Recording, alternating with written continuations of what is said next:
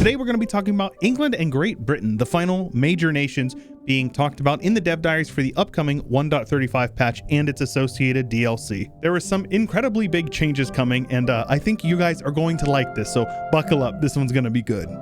All right, lads, time for Great Britain, final big country of the DLC. Been a few years since Great Britain has been touched, so time to give it a little bit of a facelift. Here's a couple of things you can expect from the English and British mission tree, but we're going to go more into detail. First of all, these missions will be available to everybody who forms Great Britain, and of course, the mission tree is going to be split into several different themes. We're going to have an internal affairs, kind of dealing with the civil strife of England/Great Britain, the classic conquest branch, colonization, of course, it is Great Britain after all, the conquest of India, and there is some very interesting stuff in this portion, and of course, internal development. Of course, you have the classic uniting the British Isles sort of missions, but the one that is very interesting to me is that Great Britain will be formed via an Act of Union, which is going to be a Parliament issue now moving forward. Additionally, if Norway has not sold Orkney to Scotland by the time you inherit them, you will be able to purchase it. And as long as the AI doesn't hate you, they will accept. So that is pretty cool. Of course, getting into the New World is going to be a priority for a lot of people who play England, but maybe not all. And there is going to be some very interesting twists later on that I will show you about that. But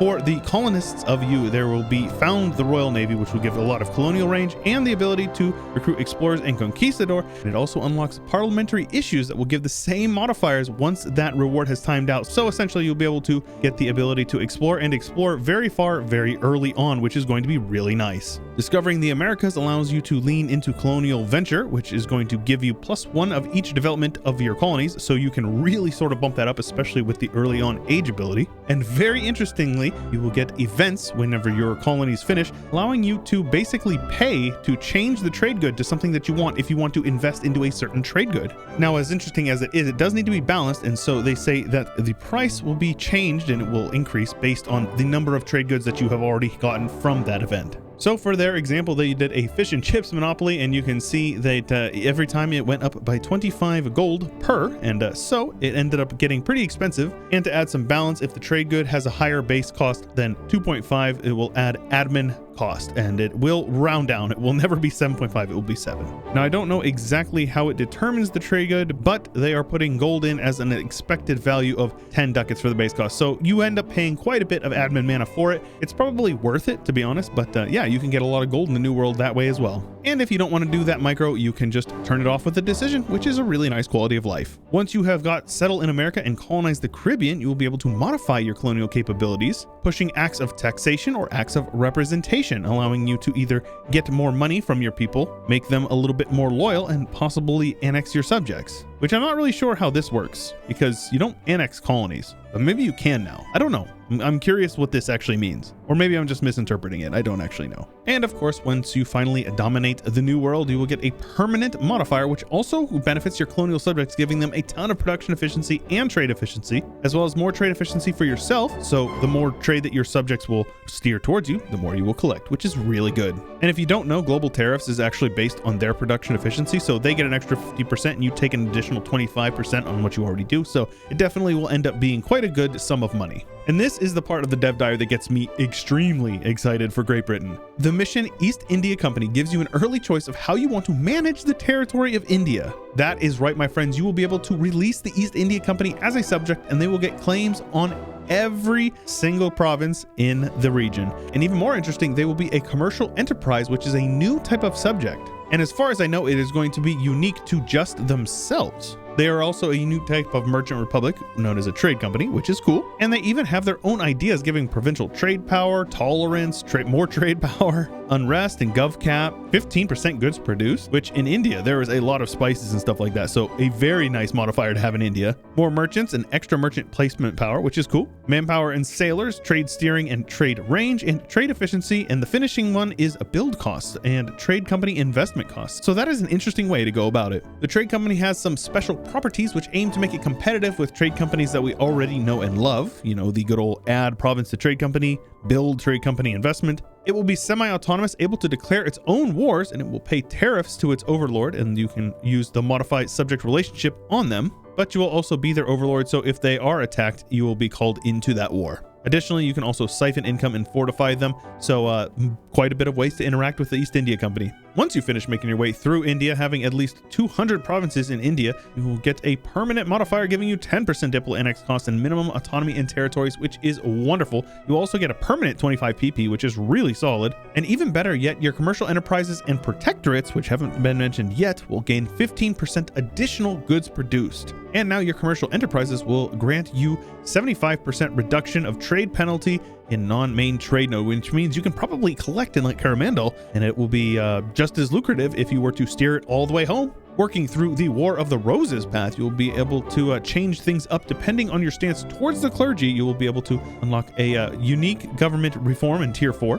either the Anglican State Church or this one of the churches, giving you tolerance and church power and absolutism, or diplomats and tolerance, as well as some diplo rep, so both are pretty solid. The missions Strengthen the Kingdom and Acts of Parliament play heavily into the conflict between the monarch and the parliament, and depending on which one you favor, you will get access to mutually exclusive government reforms. If you go with the royalty, your government advisors will give you extra reform progress, which is cool, as well as core creation cost, yearly absolutism, max absolutism, and shorter parliament effect duration. On the flip side, if you go with the parliament, your estates will be more loyal as they are going to be more involved in the parliament. Parliament seats receive bonuses to devastation reduction and autonomy, and you additionally get better improved relations and monthly favor growth modifier, which is a very solid modifier, and an event to represent the struggle between the king and the parliament. A bit of flavor text, feel free to stop and read if you would like, but you will get a tier 6 government reform that is going to be terrible, and it's not going to be fun. But you will have a new government ability that will give you the parliament versus monarchy. And essentially this bar here is going to lead to a civil war one way or the other. If it goes all the way one way, you get parliaments. If it goes all the way the other, you get the monarchists. There are various ways that you can affect that bar, but if you can either juggle them until the Age of Revolution, or you can max one out quicker, you can trigger the English Civil War. And it will abolish that struggle, and you will then move on to other things such as the disaster itself. And according to Tinto, the disaster is going to be similar to what you would expect in previous iterations of it. But one of your possible outcomes is parliamentarian rebels, which will turn you into a republic.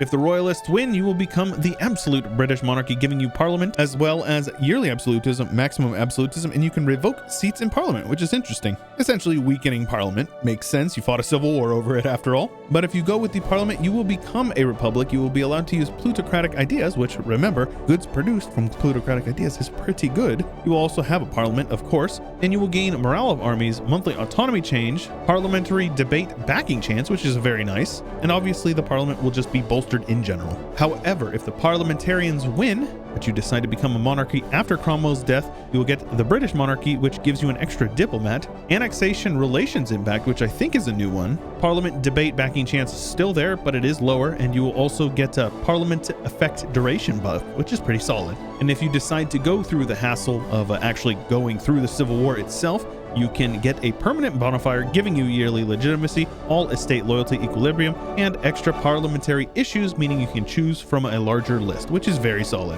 Otherwise, you just get some stab costs for the rest of the game, which is also still pretty good. Now, it says these parliament issues are unlocked as you unlock your national ideas, but it does look like there will be some acts that you can pass that will basically kind of shape your government. And interestingly enough, you can repeal these sort of national ideas, quote unquote, and it will be very penalizing, but you can do it. And if you form another nation, it will automatically revoke those modifiers. Now, here's one that got me quite excited, is early on you can unlock a mission that will give you a tier 8 reform that will allow you to establish trade protectorates, which will be available to everyone in the game who confirms the thalassocracy, or however it's pronounced. And essentially the trade protectorate will give you 50% of their trade power, and they will gain a bunch of buffs, and they will still be semi-autonomous, declaring their own wars and whatnot, kind of like a tribute in the game, but you will be called into their defensive wars. However, you can call them into your wars in exchange for an opinion penalty, so quite an interesting dynamic. Some AI may even request to become a subject in order to be protected by foreign forces. So if you're looking to get into India or something like that, and there's a big Bahmanis or something like that, it may be good to find a protectorate there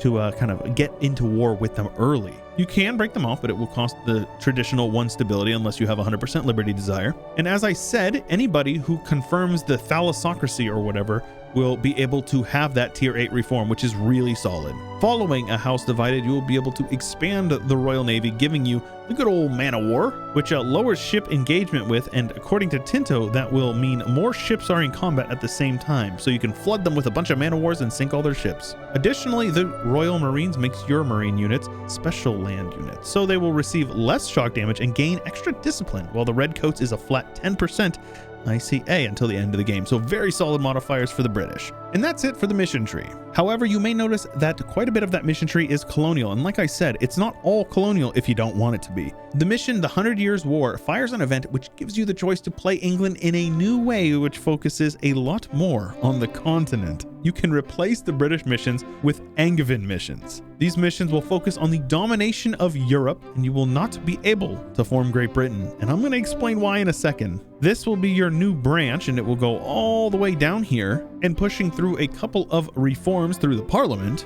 which, as mentioned before, Acts of the Union is going to be a parliamentary debate that allows you to form Great Britain. And there you go, inherit Scotland and form Great Britain. However, the AI will keep its decision because the AI is dumb. However, if you go with the Angevin path, you will get something a little bit different. You will be able to enact the English-French Acts of Union, which does exactly what you would think it does. It gives you that beautiful red plus blue, making you purple. Though I have to say, I'm not really too keen on the color. It looks kind of like Brittany, and maybe I'd make it a little bit darker. I do like purple. I think it should be a little bit darker though. They don't get any new missions other than the ones that were mentioned before, but they do get a new tag, unique ideas, color, and importantly, the flag. Ideas give global manpower and improve relations, which is very good. Years of separatism, 20% core creation cost, air chance and years to integrate personal unions, more GovCap, which is going to be very useful if you're getting a lot of land in Europe, as well as yearly legitimacy. From here on out, your path is set to conquer Iberia and Italy, as well as pushing into the lowlands and the Holy Roman Empire. Each of these regions unlocks a Crown of Region Parliament issue, which lets you decide how to properly deal with your newly conquered territories.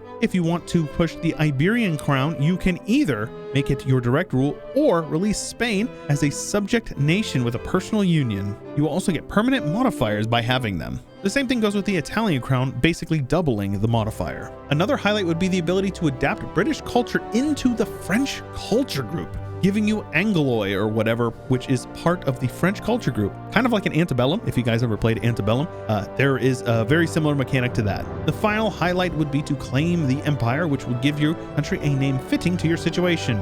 You can be the Angevin Empire, you can be the Angevin Republic, you can be the Angevin Holy State, or the Duchy, if you somehow screw it up after forming the Angevin Empire. I don't know, man. And yes, it looks like Parliament is getting reworked and it will be free, at least free for those who have the Cossacks DLC. First things first, you will be able to reset debates. So if you fat finger a debate and you don't like it, you can reset it. A couple of other things here, but the ones that really jumped out at me is that the price of bribes has been tuned down to a manageable number. And if you have at least 40 seats unlocked, you will get national versions of these bribes. So instead of doing like 6 seats for 5 Diplo each, it will just let you do all of them at once, which is really nice. That's the main gripe about parliaments, is too much micro. They're very strong, but there's also too much micro involved in them. This will negate a bit of that, which I think is definitely a good change. And I said Cossacks, I meant common sense. Bribes will scale, however, with the loyalty of the estate that is associated with it. So if your burghers are loyal, it will be cheaper. If they are disloyal, it will cost more.